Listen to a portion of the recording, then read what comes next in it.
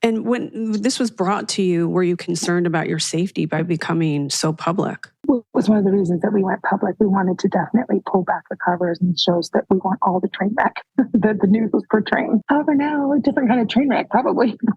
Yeah. We wanted to get away from the stereotype, you know what I mean? The Warren Jeffs, the FLDS stereotype. So we knew that there would be pressure, but we did not expect them to be so draconian. How did that happen that she gets the biggest house? It was honestly what was available at the time. And we wanted to stay within a certain area so we could all sort of be close. And it was really just what was available on the market that was big enough for her, honestly.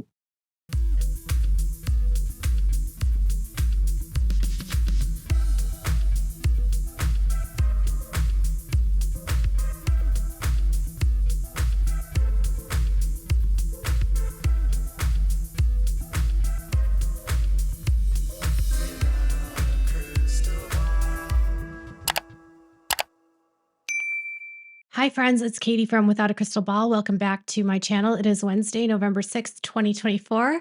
I hope everyone's having a wonderful day. Sorry, I'm a little bit under the weather, but I wanted to talk with you about this new interview that Janelle Brown did with Kate Casey on Reality Life with Kate Casey. Kate and I have been friendly for years, and I've been on her podcast, so I know exactly how Kate's entire platform is run. I know how she runs her interviews. So I was super excited to see that Janelle was on her platform and on her podcast. And then when I heard the interview, I thought Kate did a really, really good job. And I was kind of shocked by Janelle. I was surprised by some of her answers.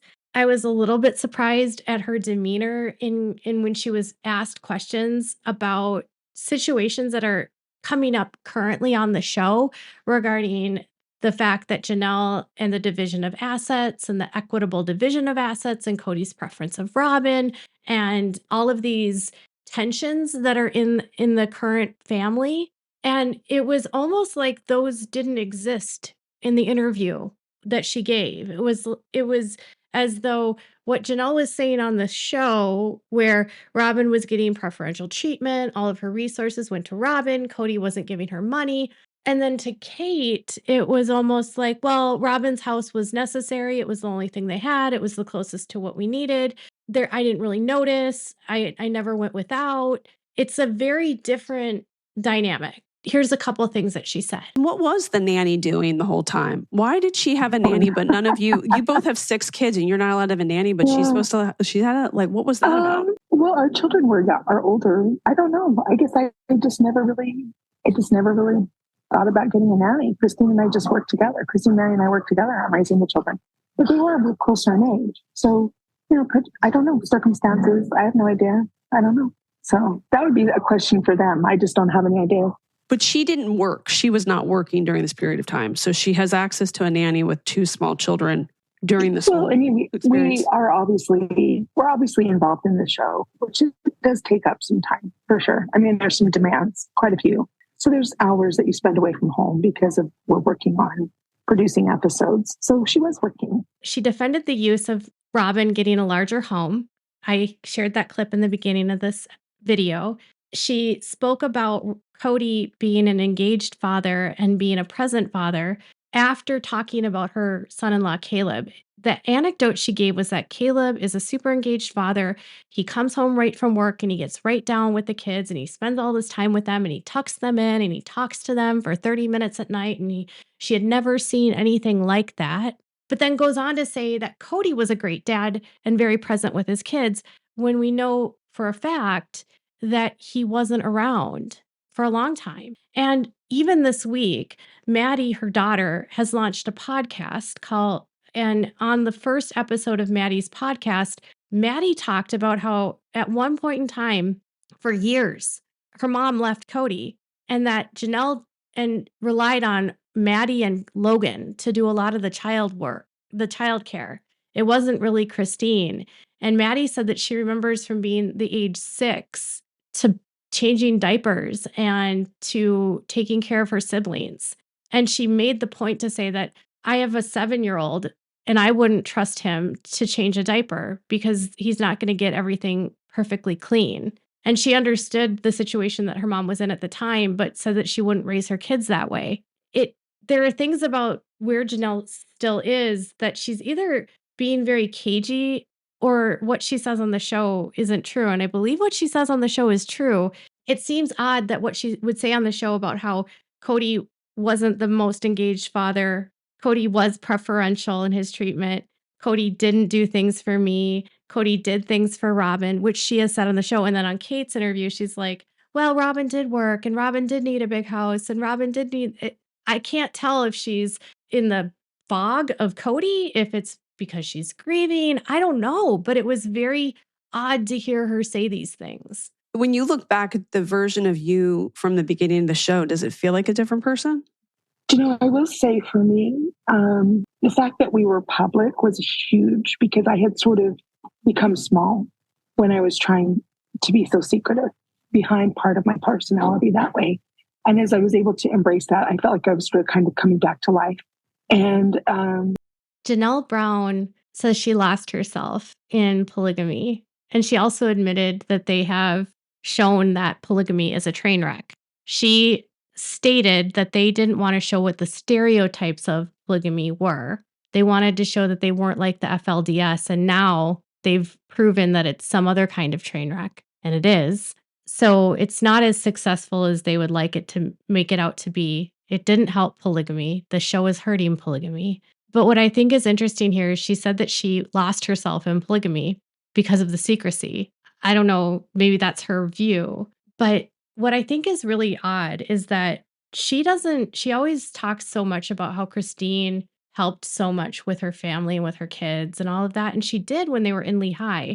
But she left Kody after she had Gabriel in 2001. And she didn't come back to the family until 2006. She helped Kody buy a house in 2006. And then when Kody bought a house in Lehigh, she returned to the family almost 5 years later. She lived in her own place. In 2002, she purchased her own home and she finished her college degree and she had a job where she was making decent money. And 5 years later, Kody convinces her to come back. Do you think fans would have been shocked if they knew those details? Like she wasn't really there for 5 years. Like it wasn't just a few months. It was years where she was gone. I think Janelle is still under the influence of these beliefs a lot, the way that she kind of describes things. And I feel sad that she lived in a space where she couldn't be herself. And that tells me that she lost herself in her faith. Here's a little bit more. I do not know if anybody is really that religious. I still hold the basic tenets of my faith, but I'm not really involved in a congregation at this point. But I don't know what everybody else is doing. Christine has not. She's left. Well, it felt like a lot of conversations happened just over a fire pit. That was partly during COVID and partly because of some sort of weird, like wanted to keep everything. I don't know. But yes, so I think that's changing. That dynamic is changing. It's really interesting. She was asked about if Robyn is a hoarder, and that's why they don't film inside of the house. Is that why they're not filming? Because they don't want everyone to see everything. And it's odd because this season, Janelle made a comment to Maddie while she was driving in the car that she sees the stuff on Kody's walls. She knows how he's spending his money. She knows that he's buying all of this art and using money frivolously. And she said that was okay to Maddie, which by the way, it's not. And here she says, no, they were only filming outside because of COVID. And then because of, well, they wanted to do something, but I don't know. I think what the elephant in the room here is that I don't think Robyn wants to film adult conversations around her kids. I don't think she wants them to see fans to see the inside of her home.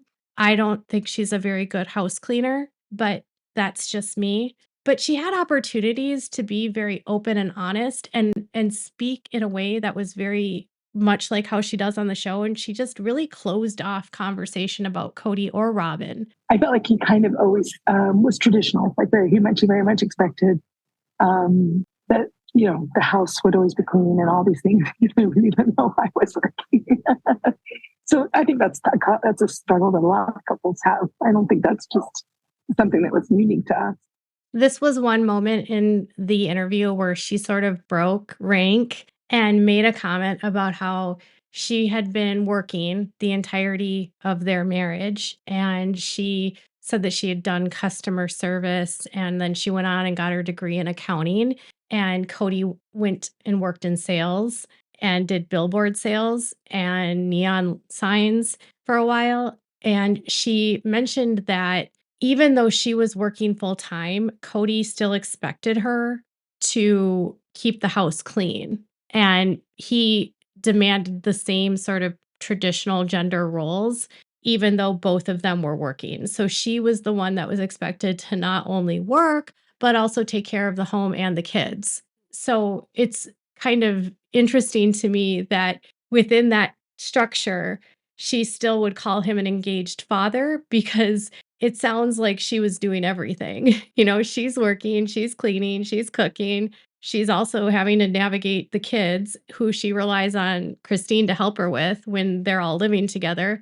And when she was living independently, she relied a lot on her mother. So really, Kody hasn't been as present in her life, I think, as she leads on. And I don't know if part of this is still that she has this testimony about plural marriage and she's still sort of protecting the veil or the facade of polygamy, or if just she really is that indoctrinated and this is all she knows and this is okay for her. I don't know. But it was interesting for her to finally sort of say, yeah, Kody expected gender roles to be a specific way, even though on the show it was always like independent women, right? So, and he has made comments like about how Christine was always out doing stuff and she certainly wasn't at home cooking and cleaning, which is what he expected. Kate did a really good job even probing Janelle about the inequity in the relationships. In fact, asking her about why did Robyn get this big house and you were living in this small RV, or you didn't have the same kind of housing. And on the show, that was a huge fight between Janelle and Kody, right? She said, "You're not prioritizing me. You're not taking care of me. You're not doing what I need. I'm not getting the money for Coyote Pass. I don't have a house. I have nothing," right? And to Kate, she said, "Well, I never went without. I always had what I wanted. I wouldn't compare like that. Comparison is just death in this world." And Kate made a comment to her about, to the outside, it just looks like it's a huge injustice to her that she's not getting taken care of in the same way that Robyn is. And Janelle almost flipped it on Kate. And at one point, she said to Kate, and I'm paraphrasing, that, Kate doesn't understand this world because she's not from it. And so to her, it might look like it's not equitable and it's not fair, but to her, everything was fine. It was a very strange moment for me where it was almost like her programming kicked back in, where she had to defend polygamy. And it was odd because on the show, she has been complaining for 3 seasons or 4 seasons that her needs were not being met. The reasons for leaving on the show were that Kody was not a good dad to her kids. He wasn't prioritizing them. He had become very controlling. She didn't recognize who he was. He wasn't listening to her or allowing her to share her experiences or her thoughts or her feelings. But then with Kate, it's like, it was fine that everything wasn't equitable. It was fine that I didn't get what I needed. I had everything that I wanted. I found myself kind of a little bit baffled, to be frank. And I don't know if it's that it wasn't a good day for her or if she just is at a different place today. It makes me a little bit concerned that she is saying to Kate that everything was fine and it was equitable when on the show she says the exact opposite. It makes me feel like she's still vulnerable to being manipulated by Kody. But I don't know. Janelle also was asked about Meri and her relationship with Meri, and she says that she and Meri do get together this season and they work together and they can do that just great. And they have to work together on an issue, which I'm assuming has to do with Coyote Pass and getting their money back. And she mentioned that the relationship with Meri was strained because Meri wasn't involved in the family. So Kate had probed her about at what point in time did she start to notice that Kody was pulling away and spending more time with Robyn. And Janelle said that she noticed differences in Vegas, that she just wasn't seeing him as much. and she noticed inequitable divisions in Vegas, but she said she was fine with it and she didn't care. I think Janelle is just in a state of apathy where she just was okay with not thinking about things as long as she could be independent and do her own thing, maybe. And then she said it didn't get bad until they got to Flagstaff after COVID, and then Kody's changes after he turns 50 and he has this midlife crisis. I'm not totally sure, but she did mention that during this period that as soon as Meri's child moved out, Meri basically was gone from the family and was estranged from everyone, the whole family. So imagine Meri plays this huge part in the show and she's brought onto the show to film and she's literally just there to film and they don't really see her outside of filming. She's just there because she doesn't have any contact with them. She's estranged from all of them, not just Kody, but everyone, because after her child moved out, she went out and did her own thing and found her own interests and obviously catfishing, but I don't even think it was that. I think Kody and Meri's relationship was a mess even before the catfishing. So Kody, the whole Meri part of the show is just sort of this fake implanted storyline of trying to include her just because she's in a contract with TLC. I'm starting to fear that if Janelle is in such a vulnerable place because of her son's passing, that if Kody and were to finesse her and say all of the right things and woo her back and promise to be different and sort of love bomb her, that she could be vulnerable. And even with her new business, she talked about Tata Farms. This was the wildest part. They've launched a business and Janelle admits they have no business plan. She has no idea what this business is going to be. No clue. If you want to check out the whole interview, you can check it out on Kate's podcast. Again, she did a really good job. Janelle just didn't give her a lot to work with. And I'm also hearing that she's going to be on Heather McDonald's podcast next week. And I was told that interview got a little bit more from Janelle. So I'll be interested to hear that. But what are your thoughts about just what I've shared? And again, if you want to check out Kate's full podcast, I'll link it in the description box below. Leave some comments below. Make sure to give this video a thumbs up. Make sure to subscribe to my channel if you haven't subscribed and click the bell so you never miss a video. Bye, everyone.